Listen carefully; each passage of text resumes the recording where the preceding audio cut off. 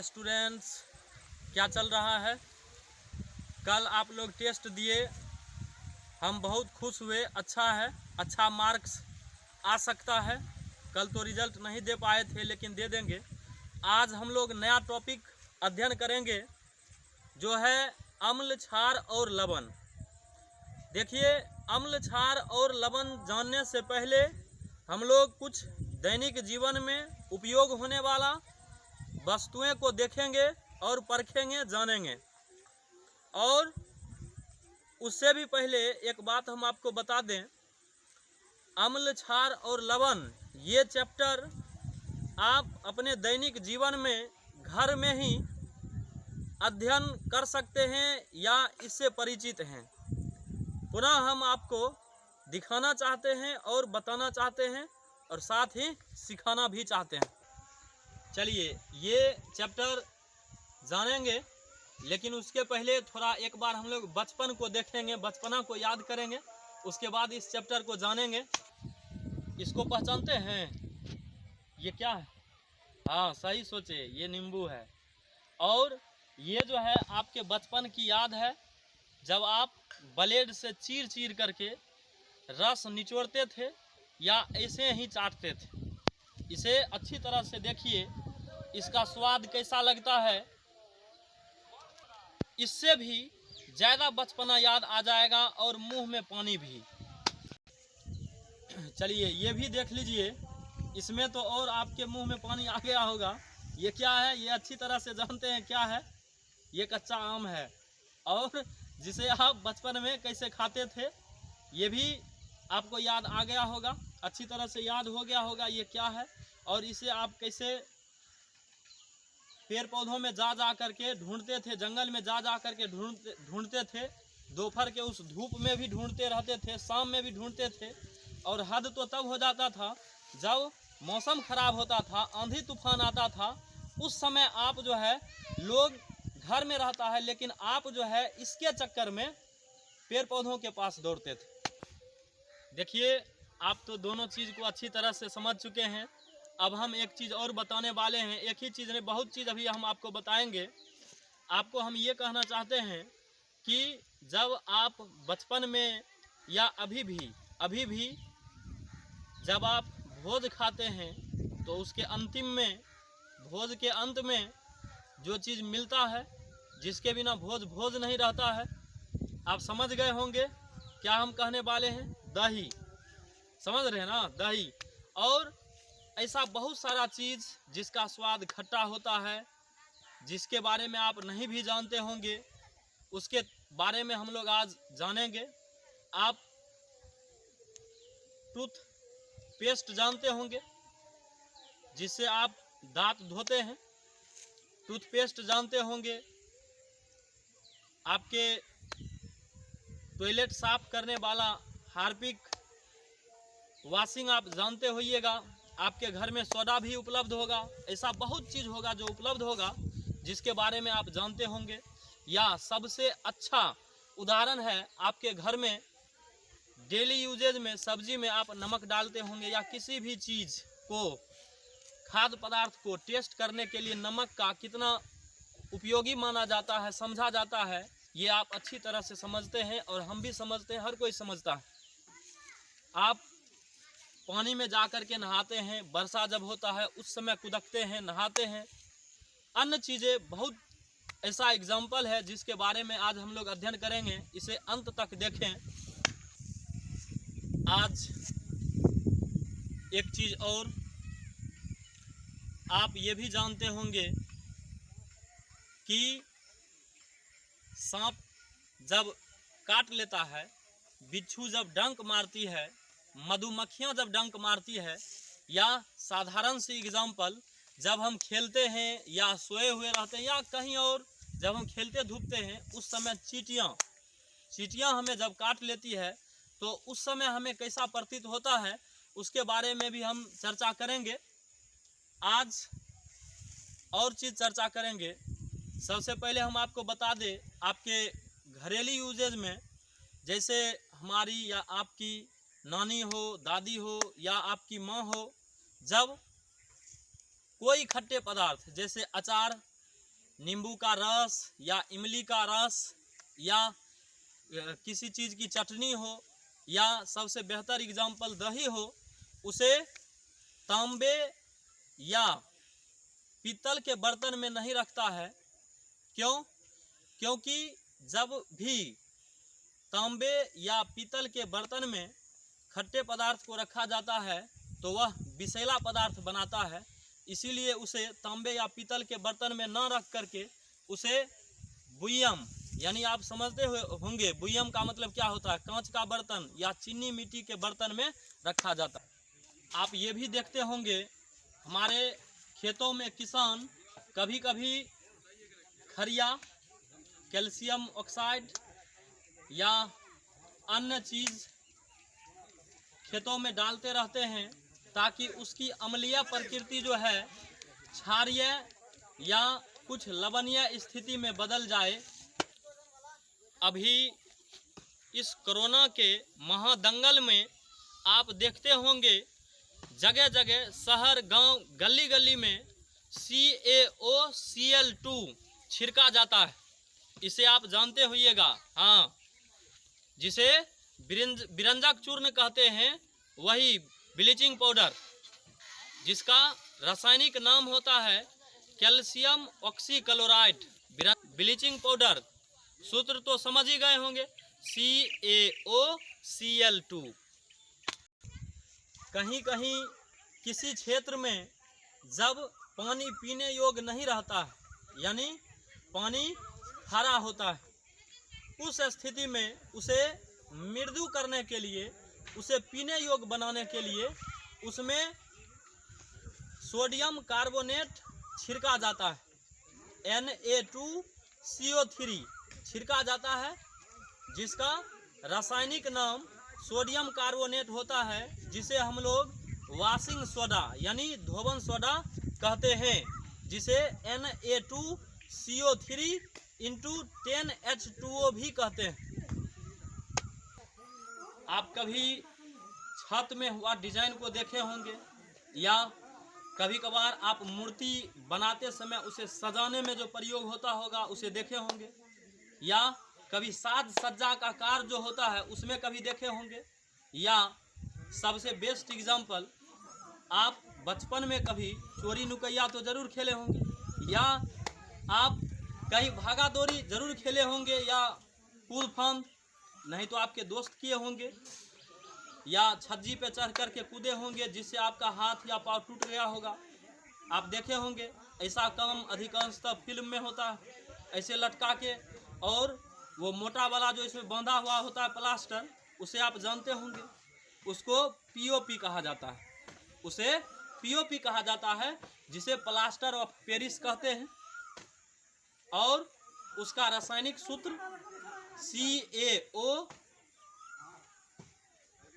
CaSO4 होता है, CaSO4 × 12H2O, जिसका रासायनिक नाम कैल्शियम सल्फेट हेमीहाइड्रेट होता है। अब इसी में प्लास्टर ऑफ पेरिस में 1.5 भाग और जल मिला दिया जाए तो उससे जिप्सम का निर्माण हो जाता है, यानी CaSO4 × 2H2O जिप्सम, जिसको जिप्सम प्लेट भी लगाया जाता है, छतों में इत्यादि में जिप्सम बॉक्स भी तैयार किया जाता है। आप कभी पार्टी या भोज में या घर पर ही यदा कदा खाने से कभी आपका अन्न न पचा हो, यानी अपच की स्थिति हो गया हो, तो उस स्थिति में आपको औषधि के रूप में एंटासिड का प्रयोग कराया जाता है, एंटासिड, जिसको हम प्रति अम्ल भी कहते हैं। एंटासिड का प्रयोग कराया जाता है जो क्षारकीय प्रकृति का होता है और अम्लीय प्रकृति को बदल करके उदासीन कर देता है। आप ये भी जानते होंगे आसुत जल, जिसको हम आश्वित जल भी कहते हैं, वह विद्युत का कुचालक होता है, लेकिन वर्षा का जल, इसे भी शुद्ध कहा जाता है, वह सुचालक होता है। इसका कारण जानते हैं? दोनों शुद्धि में इसका कारण आप दोनों का डिफरेंस, क्योंकि वर्षा के जल में लवण की प्रकृति पाई जाती है, उसमें लवण घुला हुआ रहता है, लवणीय जल घुला हुआ रहता है। लेकिन आश्वित जल में किसी भी प्रकार का लवण की मात्रा नहीं होता है, उसमें किसी भी प्रकार का आयन नहीं होता, इसीलिए उसमें किसी भी प्रकार का आयन नहीं होता है, यानी चार्ज नहीं होता है, इसीलिए वह विद्युत के कुचालक होता है। देखिए, आप देखते होंगे कभी कभी ग्वाला जो होता है, ग्वाला दूध वाला, वो अपने दूध में बेकिंग सोडा का भी प्रयोग कर देता है, क्योंकि इससे दूध जो है लंबे समय तक खट्टा नहीं होता है। क्योंकि बेकिंग सोडा यानी NaHCO3 क्षारीय प्रकृति का होता है और उसमें अम्ल ज़्यादा देर तक, अम्ल की प्रकृति जो है ज़्यादा समय तक आने नहीं देगा, क्योंकि उसे उदासीन कर देगा। इसीलिए उसका प्रयोग किया जाता है। दूध में उपस्थित लैक्टोज शर्करा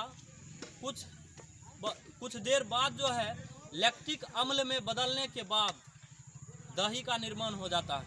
दही में लैक्टिक अम्ल होता है। हमारे अमाशय में, पेट में भी अम्ल होता है, एसिड उपस्थित होता है, जिसका नाम हाइड्रोक्लोरिक अम्ल होता है, HCl, जो हमारे भोजन को पचने में मदद करता है। चलिए, अब हम लोग बारी बारी से सभी के बारे में अध्ययन करेंगे, अम्ल, क्षार और लवण। अम्ल का सबसे पहले हम लोग परिभाषित कर लें। अम्ल वे पदार्थ हैं जो जल में घुलकर हाइड्रोजन आयन देता है। अम्ल जल में घुलकर हाइड्रोजन आयन देता है। अम्ल नीले लिटमस पत्र को लाल कर देता है। ये जल में विलय होते हैं, इसका मतलब वह जल में घुल जाता है, अम्ल जल में घुल जाता है। और प्रबल अम्ल जो होता है वह संक्षारक के भी रूप में कार्य करता है। इसका मतलब किसी भी पदार्थ को, जैसे कपड़े पर दाग होता है, कागज होता है या लकड़ी इत्यादि को गला भी देता है, संक्षारक के रूप में कार्य करता है। अम्ल स्वाद में तो खट्टा होता ही है। अम्ल नीले लिटमस पत्र को लाल कर देता है, ये जल में विलय होते हैं, यह संक्षारक के रूप में कार्य करता है। प्रबल अम्ल विद्युत के सुचालक भी होता है। ये मिथाइल ऑरेंज को गुलाबी या लाल कर देता है। मिथाइल ऑरेंज को गुलाबी या लाल कर देता है। अम्ल क्षार से अभिक्रिया करके लवण और जल प्राप्त करता है। अम्ल क्षार से अभिक्रिया करके लवण और जल प्राप्त करता है। देखिए, क्षार के बारे में हम लोग जानेंगे। क्षार वे पदार्थ है जो जलीय विलयन में हाइड्रा ऑक्साइड आयन देता है, यानी ये जल में हाइड्रा ऑक्साइड आयन देता है। इसका स्वाद तीखा यानी कड़वा होता है। ये इसका घोल जो है साबुन जैसा चिकना होता है। आप जानते हैं साबुन का घोल चिकना होता है, हमारे यहाँ सोडा का भी घोल जो है चिकना ही होता है, इत्यादि बहुत सारा ऐसा एग्जाम्पल है। जैसे हमारे टॉयलेट में हार्पिक का उपयोग करते हैं, वो भी चिकना होता है। डिटर्जेंट का भी अधिकांशतः झाग चिकना ही होता है। इसके बारे में अंत में हम लोग चर्चा करेंगे। और क्षार, प्रबल क्षार भी विद्युत के सुचालक होते हैं, ये भी जल में विलय होते हैं। क्षार भी जल में विलय होते हैं और ये लाल लिटमस पत्र को नीला कर देता है। क्षार जो है लाल लिटमस पत्र को नीला कर देता है और मिथाइल ऑरेंज को पीला कर देता है। इसका फिनोल्फथेलिन पर प्रभाव पड़ता है, ये फिनोल्फथेलिन को लाल कर देता है। फिनोल्फथेलिन को ये लाल कर देता है और ये भी अम्ल से अभिक्रिया करके लवण और जल प्रदान करता है। क्षार भी अम्ल से अभिक्रिया करके लवण और जल प्रदान करता है। चलिए, हम लोग लवण के बारे में कुछ जानेंगे। लवण वैसा पदार्थ है जो अम्ल और क्षार के संयोग से प्राप्त होता है, यानी अम्ल और क्षार के मिलने से जो जल के साथ प्राप्त होता है उसे लवण कहते हैं। लवण की प्रकृति उदासीन होती है, उसका कोई खास स्वाद नहीं होता है। कुछ लवण जल में घुल जाते हैं, कुछ लवण जल में नहीं घुलते हैं। थोड़ा सा हम एग्जाम्पल देना चाहेंगे। नमक भी लवण ही है, आप देखते होइएगा उस पैक पर साल्ट लिखा हुआ रहता है। उसका स्वाद भले ही हम नमकीन के रूप में ले, उसको हम जल में डाल करके हिलाएंगे तो वो घुल जाता है। आप देखेंगे चौक जो होता है, हम जिससे ब्लैक बोर्ड पर लिखते हैं, उसको यदि बुक करके एक गिलास में दे के हिलाएंगे, कुछ समय बाद हम पाएंगे जो वह चौक जो है उस गिलास के नीचे पेंदी में जा कर के पड़ा हुआ है। इसी तरह हम जानते हैं कुछ लवण जो है घुलनशील होते हैं जल में, और कुछ नहीं भी घुलते हैं। लवण के बारे में बहुत सारा ऐसा हम चर्चा करेंगे और कर भी दिए हैं। अब हम लोग चर्चा करेंगे सूचक के बारे में। सूचक में अभी आप लोग जाने होंगे अम्ल, क्षार इत्यादि में लिटमस, मिथाइल ऑरेंज, फिनोल्फथेलिन या प्राकृतिक सूचक भी होता है जैसे हल्दी इत्यादि। बहुत सारा ऐसा चीज़ है जिस प्याज का रस इत्यादि हम प्राकृतिक सूचक के रूप में उसको जानते हैं। सूचक में सबसे पहले हम लोग लिटमस को जानेंगे। लिटमस एक प्रकार का सूचक है जो थैलोफाइटा ग्रुप, थैलोफाइटा समूह के लाइकेन वृक्ष से प्राप्त होता है। लिटमस वह एक विलयन के रूप में होता है। हम अधिकांशतः पढ़ते हैं लिटमस पेपर यानी लिटमस पत्र। वह जो है कागज को लिटमस के विलयन में डुबाने पर और बाद में निकालते हैं और सूखने पर जो पत्र प्राप्त होता है उसी को हम लिटमस पत्र कहते हैं। लिटमस विलयन के तरह होता है और लिटमस पत्र यानी पेपर वह कागज को उस विलयन में डुबोते हैं और जिस रंग में आ जाता है। लिटमस का वास्तविक रंग बैंगनी होता है। लिटमस का वास्तविक रंग बैंगनी होता है या बैंगनी रंग का होता है। अब कुछ पदार्थ में अम्ल की उपस्थिति के बारे में हम लोग जानेंगे। सबसे पहले हम आपको बता दें कुछ प्राकृतिक पदार्थ होता है जिसमें अम्ल उपस्थित रहता है। अभी हमने बहुत सारा ऐसा एग्जाम्पल लिया था, नींबू, कच्चा आम, टमाटर इत्यादि। नींबू और संतरा में साइट्रिक अम्ल होता है, टमाटर में ऑक्जेलिक अम्ल होता है। ऑक्जेलिक अम्ल से दाग धब्बा खत्म हो जाता है यानी मिट जाता हो।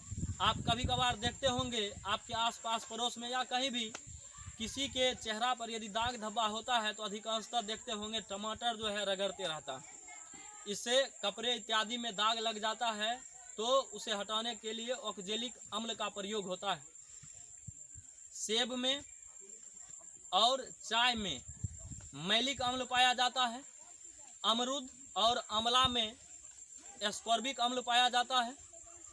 इसी तरह से कच्चे आम, इमली और अंगूर में टार्टरिक अम्ल पाया जाता है।